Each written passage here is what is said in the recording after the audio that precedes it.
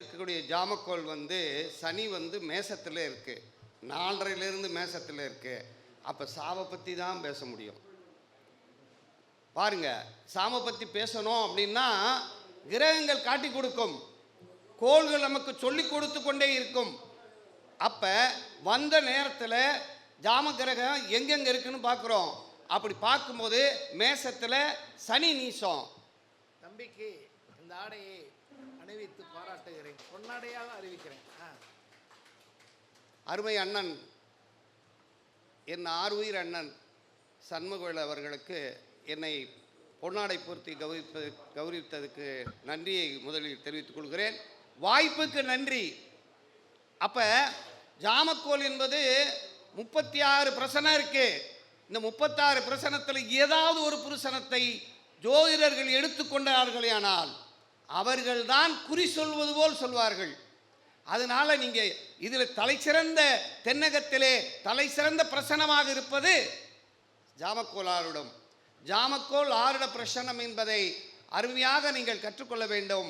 அதில் வேற ஒன்றும் இல்லை, ஜாம கிரகங்களை பார்க்கணும், உதயத்தை பார்க்கணும், கவிப்பை பார்க்கணும், அதுக்கடுத்து ஆருடத்தை பார்க்கணும்.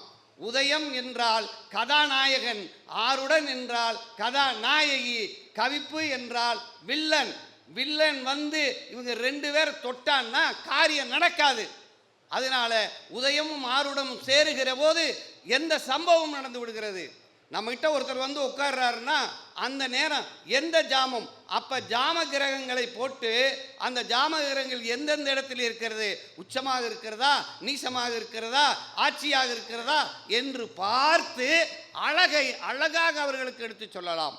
அவர்கள் எதுக்காக வந்திருக்கிறார்கள். முன்னாடி வைத்தியர்கள் எல்லாம், அந்த காலத்திலே ஜோதிடர்கள் வைத்தியர்கள் எல்லாம் முன்னால் அமர்வர்களிடம் நீங்கள் எதற்காக வந்திருக்கிறீர்கள், என்ன வேண்டும் என்று கேட்பதே இல்லை. அண்ணனுக்கு நன்று தெரியும், நன்றாகவே தெரியும்.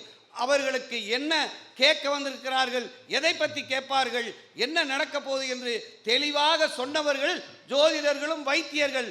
ஆனால் இன்று கேள்வி கேட்டால் மட்டும்தான் வாயை துறக்கிறார்கள். டாக்டர்களும் சரி, ஜோதிடர்களும் சரி.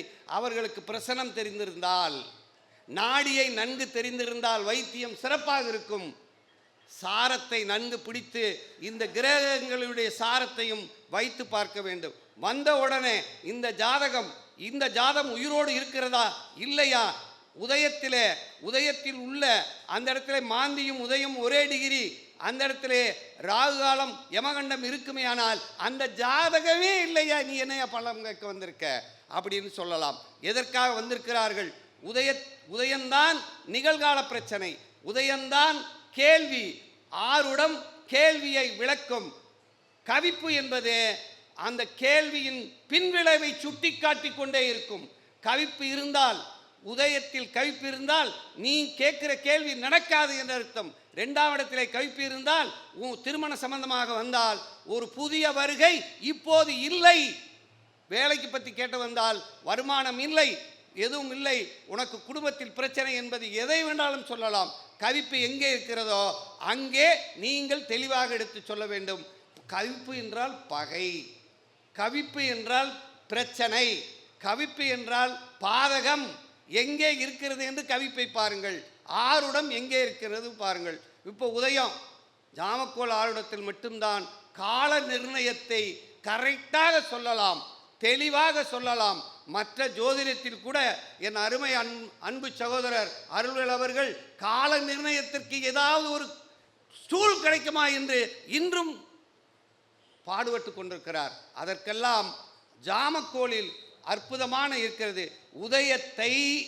உதயத்தை கோச்சார சந்திரன் தொடுகின்ற காலத்தில் அவன் கேட்கறது கிடைச்சிடும். உதயம் மேச உதயம் இப்போ ஓடிட்டு இருக்கு ரேவதி நட்சத்திரம்னு வச்சுக்கோங்களேன். ரேவதி நட்சத்திரத்திலிருந்து உதயம் பரணி நட்சத்திரம். ரேவதி 1 மணி நேரம், அசுவனி 1 மணி நேரம். பரணியை போய் தொடுகின்ற நேரத்தில் அது கண்டிப்பாக நடக்கும். எனக்கு எப்போ கிடைச்சிருக்கு? தனுசு உதயத்தில் தான் நான் இங்கே என்ட்ராயிருக்கேன். தனுசு உதயத்தில் தான் நான் உள்ளே வந்திருக்கேன். அதே நேரம் 5 மணி 10 நிமிஷத்துக்குள்ளே வந்திருக்கேன். 5 மணி 10 நிமிஷம் அப்படின்னா ஆரோட எங்கே இருக்கும்? 10 நிமிஷம் அப்படின்னா ரிஷபத்தை கடந்து மிதுனத்தில் இருக்கும். மிதுனத்தில் இருக்கு. அப்போ மிதுனத்திலிருந்து உதயம் எங்கே ஓடிட்டு இருக்கு? தனுசில் ஓடிட்டு இருக்கு. உதயத்தில் அப்போ வீதியும் அதே தான். உதயத்திலிருந்து, அதாவது ஆறுடத்திலிருந்து வீதி வரை எண்ணி வந்த தொகையை உதயத்திலிருந்து போட்டோம்னு வச்சுக்கோங்க, அதுதான் கவிப்பு. கவிப்பின் ரூலு ஜாமக்கோலில் நிறைய விதிமுறைகள் இல்லை, சுருக்கமான விஷயம் இருக்குது. அதை நீங்கள் படிச்சுக்கிட்டீங்கன்னா அது உங்களுக்கு சிறப்பான ஒரு வழிகாட்டியாக இருக்கும். வந்தவர்களுக்கு வழிகாட்ட முடியும். ஜாமக்கோலை நன்றாக தெரிந்து கொள்ள வேண்டும். நேற்று ஒருத்தர் கேரளாவிலிருந்து ஃபோன் பண்ணார். ஃபோன் பண்ணி எனக்கு I don't speak in Tamil, I watch your video அப்படின்னாரு. ஓகே சார்ண்ணே, நான் ஜாமக்கோல் ஏற்கனவே படிச்சிருக்கேன். ஆனால் எனக்கு சொல்லிக் கொடுத்தவர் கருப்புசாமின்னு ஒருத்தர், கேரளாவில் ஒருத்தர், அவர் சொன்னார், நான் ஜெய்பாபா கலைப்பெரியிடம் படித்தேன், அதனால் நான் இப்போ சிறப்பாக சொல்லுகிறேன், நான் உனக்கு சொல்லித்தரேன்னு சொன்னார். அதனால நான் உங்கள்கிட்ட இப்பயும் படிக்க வர்றேன்னு வர்றாரு.